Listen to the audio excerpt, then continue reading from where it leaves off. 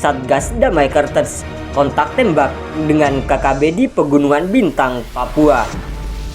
Melansir dari Pegunungan Bintang, Satgas Ops Damai Kartens terlibat kontak tembak dengan kelompok kriminal bersenjata KKB di Pegunungan Bintang, Papua, Senin 14 November 2022. Peristiwa kontak tembak terjadi saat 3 personel Satgas Ops Damai Kartens Poskiwiro yang dipimpin oleh Ibda Aji Dwinanto bergerak melakukan patroli ke arah Kampung Bomding, Distrik Kiwiro, Pegunungan Bintang. Berdasarkan informasi yang diterima Sinjo News, personel Satgas Damai Kartens sekitar sejam lebih kemudian bertemu dan berlibat kontak senjata dengan KKB. Pertempuran berjumpaan antara Satgas Damai Kartens dengan KKB yang diduga dipimpin Lame Alep Kitaplu, Pangkodap 15 garis miring Ngalum Kupel.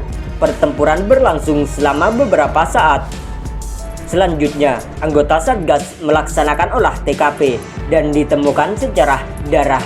Namun Satgas memutuskan tidak dilakukan pengejaran karena medan tidak mendukung dan cuaca mendung berawan.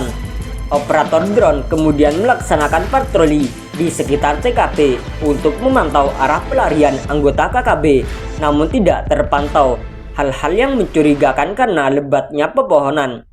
Sebanyak 13 personel Satgas Ops Damai Kartens Poskiwiro yang dipimpin oleh Ibda Aji Dwinanto tiba di pos patroli dengan selamat dan melaksanakan konsolidasi.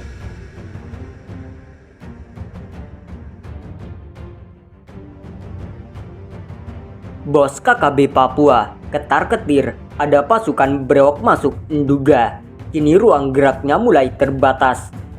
Melansir dari tribunpalu.com, TNI Polri terus melakukan berbagai upaya untuk bisa menangkap kelompok kriminal bersenjata KKB di Papua. Namun belakangan ini ada yang berbeda dari upaya TNI Polri. Hal ini terkait upaya dalam mempersempit ruang gerak Panglima KKB di Nduga, Egyanus Kogoya di Papua. Yang beda itu adalah tak sedikit prajurit yang ditugaskan ke daerah yang paling ditakuti di tanah Papua itu. Area yang masuk dalam kategori zona merah itu adalah wilayah Kabupaten Nduga yang oleh TPNPB disebut sebagai wilayah Kodak 3 TNPBN Ndugama. Kabupaten ini masuk dalam distrik Kenyam. Kenyam merupakan ibu kota Kabupaten Nduga, Provinsi Papua. Di daerah inilah sosok yang paling ditakuti di Papua, yakni Egyanus Kogoya. Bercokol ia memilih tetap di Nduga daripada bergerak ke tempat lain.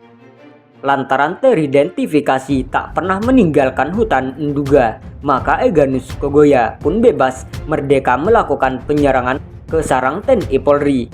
Bahkan di tempat ini pula Egyanus Kogoya tak sungkan-sungkan menghabisi nyawa warga yang tak berdosa. Akan tetapi dalam beberapa waktu terakhir, aksi-aksi liar sang panglima tersebut seakan menyempit karena mulai dibatasi.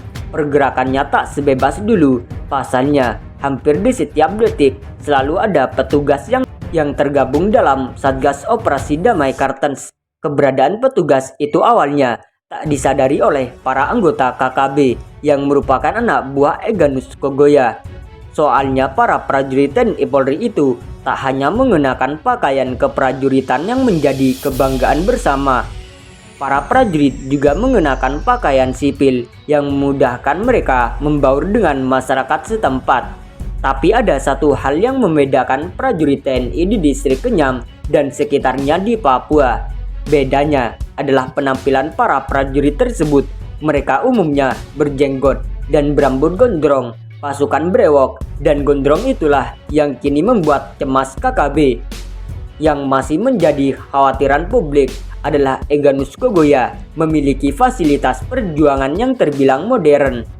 Tak hanya soal jenis senjata yang canggih, termasuk senjata pelontar granat, tetapi juga teropong yang dipegang langsung oleh sang panglima, Egyanus Kogoya. Juru bicara OPM, Sebit Sambom, mengatakan bahwa dari puncak-puncak gunung di Papua, KKB melihat seluruh gerak-gerik TNI Polri yang adalah teroris Indonesia. Hanya saja KKB kesulitan amunisi sehingga tak bisa melakukan penyerangan secara rutin ke pos-pos keamanan yang dibangun Indonesia. Kami kekurangan amunisi sehingga tidak bisa melakukan serangan secara terus-menerus, kata Sebi Sambom. Meski demikian, katanya, tetapi KKB punya keunggulan lain, yakni memiliki fasilitas komunikasi yang terbilang handal.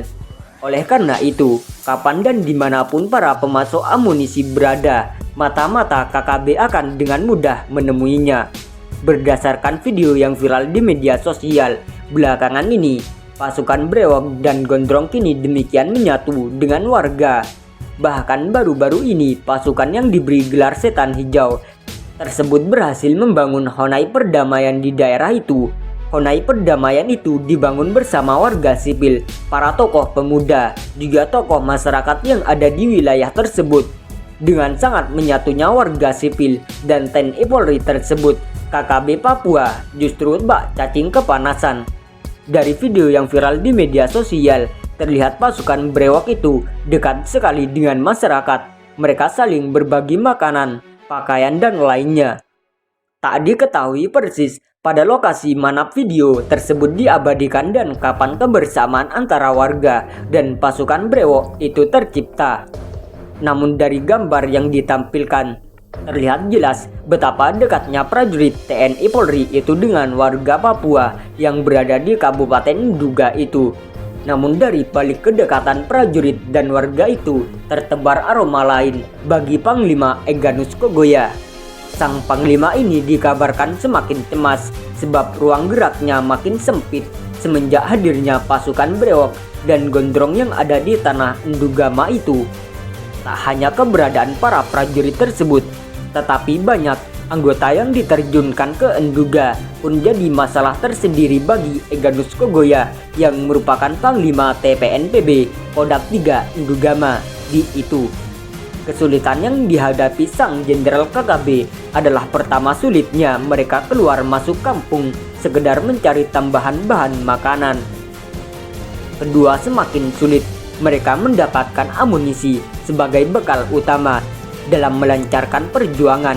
Pasalnya, aparat keamanan semakin ketat melakukan pengawasan pada setiap pintu keluar masuk kampung di Kabupaten Nduga. Ketiga, semakin banyak tokoh KKB yang kembali ke pangkuan NKRI. Ini juga tak luput dari peran Satgas Operasi Damai Kartens di Nduga. Mungkin karena ketiga hal ini sehingga terbetik kabar kalau Egyanus Kogoya kini diserang penyakit stres.